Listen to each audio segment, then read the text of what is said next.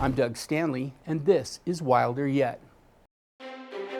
Our guest today, none other than WG Griffiths, an extraordinary author and adventurer. With a captivating array of award-winning books, including titles like Malchus, Driven, and Takedown. Join us as we delve into the fascinating world of WG Griffiths, a true explorer of life's mysteries and a masterful weaver of tales. Great to have you here today, Bill. You know, you're one of those guys that live a life that is just extraordinary at times. You know, you get to touch things and do things and see things that very few people have. Early on, you know, I read a whole bunch of the Dan Brown books. You know, I didn't want to read them because everybody was reading them, but I jumped in and I read them too. And I became fascinated with the way that books are written that involve real histories and real parts of the world and places that just people have no idea what is really all around us. And what I find fascinating about you is not only do you write books that involve humanity and culture and history to the deepest level, but you don't just write about things you don't know about. You feel like you have to go out and experience them yourself so that you can live and write in your books from that firsthand perspective. And when did this all begin for you?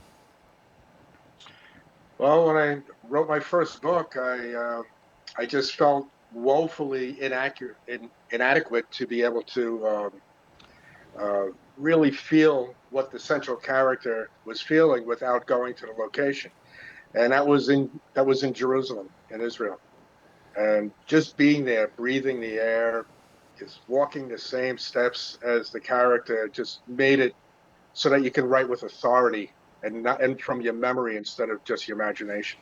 I remember a book that I read of yours that involved a cave in Afghanistan and this plague of flies that were coming out of it. And, you know, things like that, that I could feel really the texture of that moment, those incredible hiding caves in the mountains in Afghanistan and what was really going on there.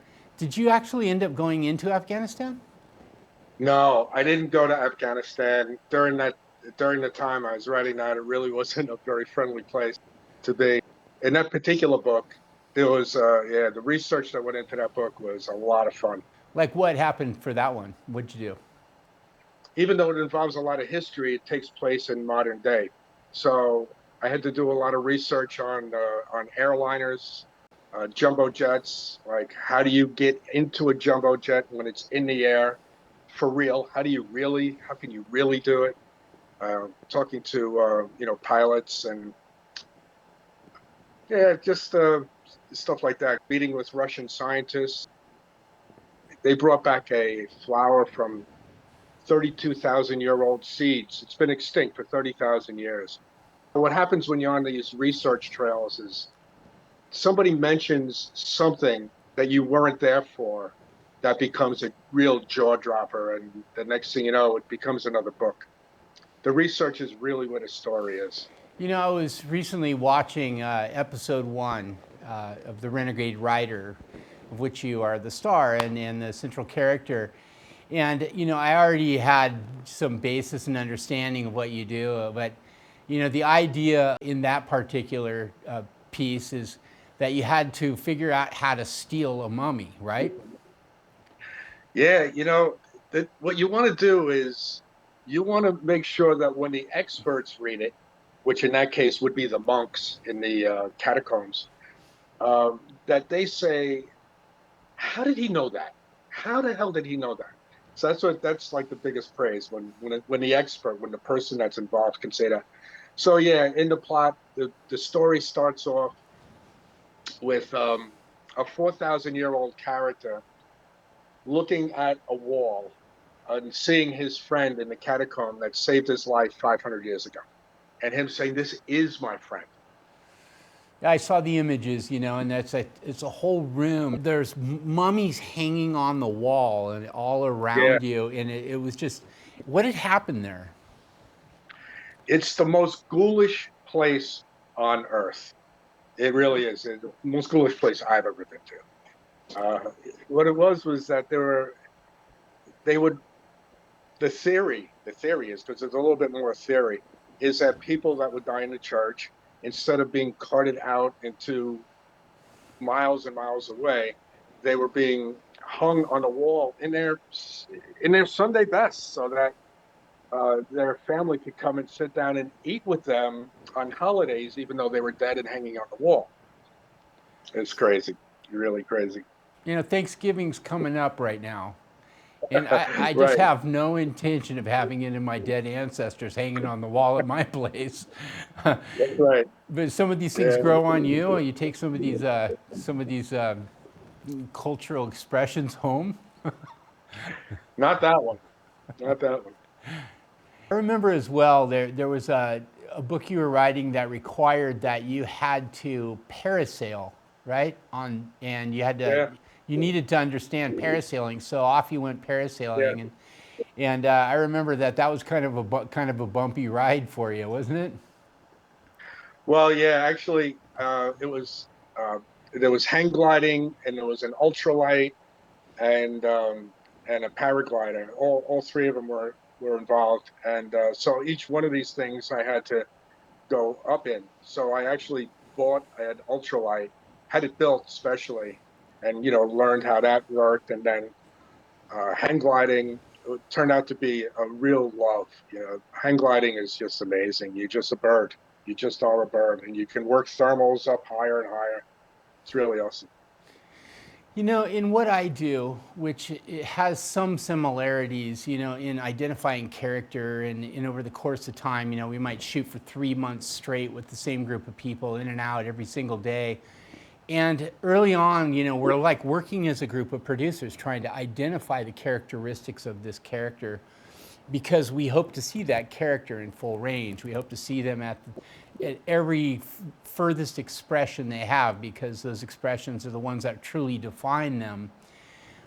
Whenever I'm traveling and I'm doing a show, I'm always looking at all the people, not just my characters, because it's amazing how people get pulled into my stories because they are this character that's so unlike my characters that when they come into the character set, all of a sudden Yeah, expressions are coming out from all my other yeah. characters that I might not have seen. It's very, very important in storytelling, that you have reflective characters. When you actually phrased it perfectly. And yeah, a reflective character is great to have dialogue with your main character, because you want the reader to love your main character. I'm very big on a character-driven story. It's great to have a great premise, but if you don't have a character-driven story, like look at the old comic books. You don't see the name of the story up on top. You see the name of the guy, Spider-Man. That's what's up on top. Thor, that's what's up on top. You want to be able to go there and see what's happening new with the character that you love. So having reflective characters come in and have dialogue and say things and do things and threaten things really, really brings out your character more than you can just by himself. I find that I learned a lot about myself in the process too. How about you? Oh, sure. Yeah, you learn your limits, you learn what you can do, what you can't do. But most important, like if you're trying to be your character, and your character, like, okay, so in one instance, I have a character that has to rescue somebody on an island that's 5 miles away and it's guarded. So I hook him up with this personal handheld submarine called a Sea Bob, and it can travel 15 miles an hour underwater. Um, and it'll go for, I think it was 15 miles or something like that. So you can actually easily get 5 miles underwater. Now I had to do this with scuba tanks. You can't stay underwater without being able to breathe. So I had to put the tanks on. So that slowed it down and it made it much harder to hold on to. And I noticed while I was underwater that if I turned my head to the side, the water pressure would take the regulator out of my mouth and take the mask off my face. So I had to stay straight. These things I would have known, and I had to strap myself so it could like relieve my arms, because there was no way I'd be able to go 5 miles hanging on there with the drag from the tank and everything. So yeah, you learn a lot about what it is that you're doing, so that when you write it, the people again that really know this stuff, like somebody who uses a CBOB, would say, "Oh, okay, yeah, that's exactly." Yeah, I find myself like in a daydream in a coffee shop or something, and I'm looking at characters and I'm looking at how they're expressing towards each other, and I'm looking if what their range is, and trying to imagine who this person is. And I guess almost everybody does that to some degree. We people watch and we look at that. But I'm focused on character and I'm focused on how characters fit in a set. And so oftentimes when we're casting, for example, we might look at 20 different characters and somebody comes in the room and half the group says, "Oh, I hate that guy. I don't want that guy there." And I am trying to imagine how that person brings out the most in the other people around me, or how, it's like, how hot can hot be if cold doesn't exist? And if you have nothing to compare it with, but what I am always looking for is things that make them truly unique. What I felt in your characters too is that your characters had depth and your characters have this uniqueness about them that makes them absolutely an individual. It's casting, and then a lot of what happens unfolds. And we end up having kind of a laboratory, if you will. If you've got a multi season show and you're overshooting, like at times we're probably shooting 900 to 1, that we throw out, all of those hours just to get 1 hour of video. And so what that allows is this gluttony of stories. We have just a whole glut of stories, and we're having to make decisions between each of these stories, which ones are going to make the show and which ones are going to end up on the edit room floor. And we have this thing where we say, let's take it to the cave. Why is this story important to me if I am traveling with a nomadic group and I'm trying to keep my group alive? Why is this story important to me as a nomad? Basically reaching towards stories that provide genetic triggers, stories that are familiar with us, to us all, and stories that matter to us all. And over the course of those years with that laboratory, that's really what came out of that, is that we were able to really expand the demographics this way or that way. We got more than 50% of our viewership to become women, skewing older, on a show about crab fishermen in the Bering Sea. And so it's this learning that we have this laboratory for. But you've produced how many books have you authored now? Like a dozen. Wow. So along the way, there must be a laboratory experience, like you're taking the feedback of what you're hearing, what you're getting back, and trying to apply that to the next story. I mean, is there a process that's kind of like that for you? Yeah, well, it's a process. It's a process that more happens than it's contrived. So, like for example, when I was meeting with the Russian scientists, okay, so they found seeds, 32,000-year-old seeds, 125 feet down in the permafrost, because the Kalimau River banks are melting. So, and they found them in like this dino squirrel's nest, wrapped in woolly mammoth fur. Just as a side, as a gift, they gave me woolly mammoth fur and 32,000-year-old seeds to take back with me. I was like, what in the world am I going to do with this? But anyway, one of the scientists mentions, just off the cuff, he says, "Oh yeah, yeah. We also came across cadavers." And I said, "People? Cadavers? Yeah, yeah, real people." Whoa, whoa. You mean at the same level, 32,000-year-old cadavers? He says, "Yeah." I was like, "Whoa! Like, what do we know now? I mean, did this alter the change of human migration or something?" I mean, he's like, "Well, we don't know, because we didn't really want to do any forensics because we found a whole clan of them. They were all together. They had all died at the same time, 32,000 years ago, and it probably was of exposure. It may have been of the common cold, but it may have also been something highly lethal that our species, except for them, has not come in contact with yet. And if that was the case, we didn't want to wake it up in our lab. So he says this to me, and my jaw hits the floor. I'm like, I'll wake it up in your lab. So like stuff like that happens. And I said, well, these cadavers, but you don't call them cadavers. You must have a nickname for them.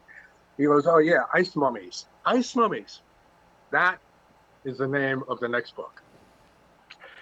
Oh God, yeah, yeah. I mean, coincidentally, it's the same story of the mummies in Sicily in the catacombs is in the same book. It's the opening to Ice Mummies, which it's the name is similar, but it has no correlation.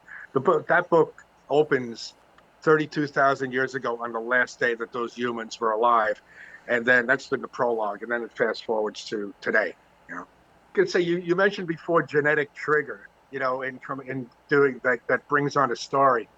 And a cousin of mine, he calls me up and he says, "Hey, have you ever done 23andMe?" And I was like, "No." He says, you have to do it." I said, "Why?" He goes, "Because I did it, and I found out that I have a tracing in my DNA of Neanderthal, and I just don't want to be the only one in our family that knows that he has Neanderthal tracings in his DNA. So you have to do it because if anybody in our family has Neanderthal in it, it's you." So I laughed at that. But then I did it. I did the 23andMe, and sure enough, I had these, tracings of Neanderthal.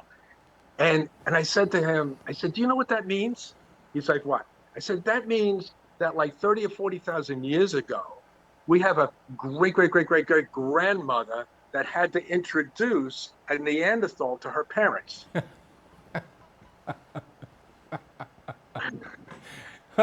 Sounds like a So, Geico ad. yeah, yeah, yeah. So anyway, I'm writing that. That's another book I'm writing. It's sort of like a 30,000 year ago. You've got this Neanderthal, different forget interracial. This is interspecies, and it's sort of like a Romeo and Juliet story where they have to, meet their parents because they each look at each other as the others. That's awesome. When's your power band? When do you get most of your work done? Is it early in the morning? Is it late at night? It's the funny thing is like I tried my best not to procrastinate, but sometimes I could use procrastination for me. So a lot of the writing that I've done, I've literally done in my car in the parking lot at the gym. So like I'll be like, okay, time to go to the gym. You know what? Maybe I could do a little writing first. And it kind of like I'll sit there and I'll write, and then sometimes I don't even get into the gym. I call that the clean the desk method. Like when Yeah, I studied chemistry in college, and I wouldn't go to lecture after lecture because I was behind, but I had to get an A in the class because I was trying to get into med school. And I would go into this period of time where I would do anything I could do to get as close to those books without actually touching them. So yeah, I'd set them on my desk, and then I would clean the whole desk. I would get ready to have an amazing environment to study in, and somehow I would gain credit for actually having studied through that effect. But for me, a lot of our time is spent in edit bays, and we're looking at stories and we're looking at looks, 30 frames a second usually, 24 or 30 frames. And we're going frame by frame by frame, trying to find the out for any cut and the in for the next cut. And what I'm finding, right, what you find in those moments is that the last image of any cut sticks in your mind, in your iconic memory, and anything somebody says stays in your mind in your econic memory. It's why we can see something really quick and then still see it in our eyes. You saw something really quick, but you can still kind of see it. Same thing, you hear that last word somebody says, "You weren't listening to me," and you're still able to repeat the last words they said, even though you weren't listening to them. But in those moments help us create the spikes. They create the juxtapositions that allow emotions to emerge. And in writing, I do a fair bit of writing, mostly for screen, but I'm getting a little bit better now at trying to find there's moments when you put it together that that's it. That was what I was looking for. And I can only imagine as you go along, you have times when you like jump up and you go, that's it. That was what I wanted. And it might be in the middle of the Yeah. night or in the gym car. Yeah, well, those moments, are gold. Every once in a while, the idea comes, and then you run with it. And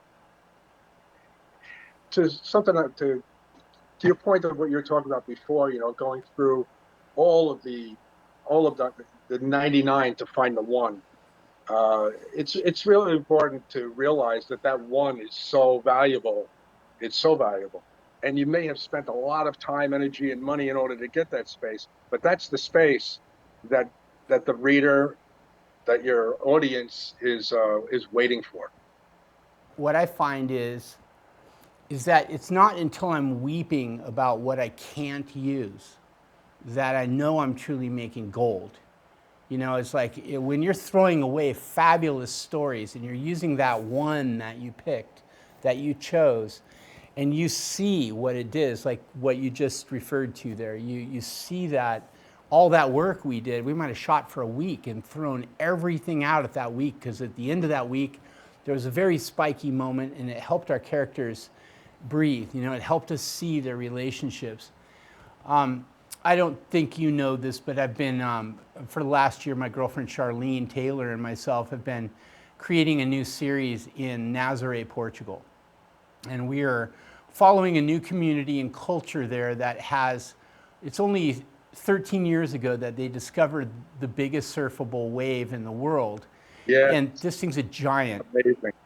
Yeah, Yeah, that yeah. I'm very. I've never been there, but I'm very familiar with the videos and such of. I mean, they're addicting. Just watching people ride that particular waves, it's so addicting. I hope that I can come up with something in a story that I'm writing that requires me to go there because I really love to see it in person. the first time I went there, I was there for 2 weeks, and I don't know if you know this either, but I was involved. A drunk driver crossed the double yellow line and hit me head on riding my motorcycle with my son on the back of it about 4 years Oh, ago. So I spent some time in a coma and broke my pelvis in half and everything, and had a real rough start. But I recovered on a big wave surfer's couch in Nazaré, Portugal. A good friend of mine surfs there. And we began to construct the idea of building the series. But the whole time I was there, the waves were never less than 70 feet. And it was just pounding. And you can sit on any beach and watch the waves. But when they're sure. like this, like I couldn't Yeah, get up and walk away. It was the yeah. incredible energy of this place is something. And that's one of the beautiful things, being able to see the world and to go out seeking its most extreme Oh man, you stories. really whet my appetite. I really would like to go there. That's amazing. It's a great idea. And for me, this one's a little different because everybody speaks different languages. We've got the show is at least 50% Portuguese because we've got Portuguese people, but we also have a tremendous number of Brazilians. Though they've been dominating the surfing world for the last decade. So a lot of our characters are speaking Portuguese and a lot are speaking English. And then we've got, there's Italian and German and, a bunch of other languages thrown in there. But this group is like this community that's been transplanted into this ancient fishing village with the narrowest of cobblestone streets and the huge history, including, they built Columbus's ships there and they sailed right there from Nazaré. But I could see that you would really love this place because its own history could easily find its way woven into your books because, the history started with a miracle, literally, a man who probably was a Knight Templar, a nobleman, was hunting deer, was on the 2,000-foot high elevated plateau in the town, and was running in the fog after this deer, chasing it on a horse. And the deer went off the edge, and Mother Mary appeared and saved him from going over this edge. And so that became the site of a miracle which then everything grew, the whole town, and it has to do with the Visigoth kings, and it has to do with, the ruler escaping and living in a grotto in the stone right there on this point, and Napoleon's armies being fought off by the lighthouse that's now central in the middle of that surf area. It definitely is your kind of place, Yeah, I'd love to see it. It's not too far from Gibraltar, which is the Rock of Gibraltar. There's a very rare tiny flower that is one of the most rare flowers in the world, and it only grows on the Rock of Gibraltar. So I'd like to have those two in striking distance to be able to check out, both. It's one of those places I've never been able to get, is that, that the straits are the Gibraltar Straits, right? There was I know as a fact that there was a nuclear submarine that was recovered right there in the Gibraltar Straits. Another thing I've done since I spoke with you is I spent about 2.5 years chasing real-time shipwrecks around the world. So if there was a ship in trouble somewhere in the world, I was off chasing it. And we ended up between the Canary Islands and Mauritania there with a big bulk loader that was on fire. And, it's close enough. I want to see the Rock of Gibraltar, but it's kind of what happens when you travel. There's so much to see and so many things and Yeah. fascination. One of my favorite things that I found was in Guatemala. They had these shrines set up, and you'd go in these shrines, and there was like a cowboy with a black hat and a black vest and black boots. And this cowboy was called Mashiman. And they worshipped Mashiman. He was like a god, he was a demigod or something to them. And they have a wooden effigy of Mashiman that sleeps with all the young girls, that they all pass this wooden effigy from house to house to house. My imagination just spins when I wonder, like, who was Mashiman? Was he like, Butch Cassidy and the Sundance Kid or somebody, they ran across the Mexican border, ended up in Guatemala and made themselves a god, and you leave cigarettes, tobacco, and alcohol in these shrines. But you see this, modern enshrinement of some character that clearly wasn't more than 200 years old. Humanity just has this range that is just incredible. I'm very thankful for that. Yeah, yeah. I think once in a while I wonder if maybe hundreds of years from now or thousands of years from now they'll look back at our time as the golden age of humanity. Maybe we're experiencing a lot more than we recognize at the moment. The things that we could do, the freedoms that we have. Who knows what the future holds. But right now is an exceptional time for sure. Has your journeys ever taken you into any serious danger? Like, did you have people start looking out windows and doorways and hall and alleys at you and get dark? I mean, what happened Oh there? my God. Okay, so yeah, where I've been going, like I said, I've been going to Africa uh, all this past year, and it's in Nigeria. So you get into the airport, and when you leave the airport, the hotel I was staying at is like 200 or 300 feet away. You can't walk it. You get into a car, usually with an armed guard, and you drive there to the hotel where people there with soldiers with machine guns open the gate. You drive in, they check underneath the car, they check the trunk, everything, and then they let you in. And that's pretty much where you got to stay. If you come out, um, you have to do it on, very, very low key, kind of hidden. And I've had people in stores when I would go into a store in even an area that is like guarded. They say you can't stand by the door, you can't stand by the window. Come away from the window. If somebody sees you, we'll have trouble because I'm the number one item on the menu of kidnappers, and there's a lot of kidnapping going on. Yeah, it's scary to see those dark places, when you get out there and you step 1 foot further than you should have. I had quite an experience in Colombia. We were doing a project on adoption, international adoptions, and it turns out that there was a lot of interest in us because there's a relationship between the drug cartels and the number of children who've lost their parents. And so Whoa. they got onto this thought that we were telling this story about how the drug cartels result in all of these children.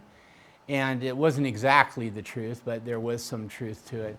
And, you know, I was running from them, but I still had to shoot the story. So I would lay on the floor in this VW van with the side door ready, and I'd get the driver would pull in places, and I'd just open the crack in the door and shoot the shots I need out of the crack of the door. And Wow.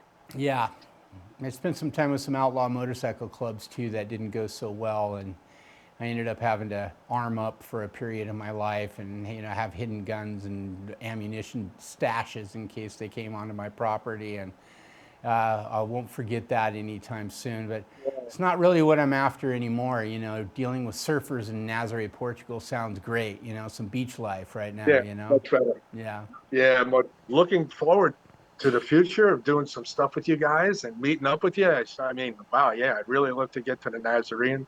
All right. Well, I'll keep in touch. I'll send you some links. I'm glad to see you again. It's been a little while here, and I wish you all the best in all your endeavors. All right, man. All right. Thanks, Doug. Have a great day. Bye, Bill. You too, man. Take care.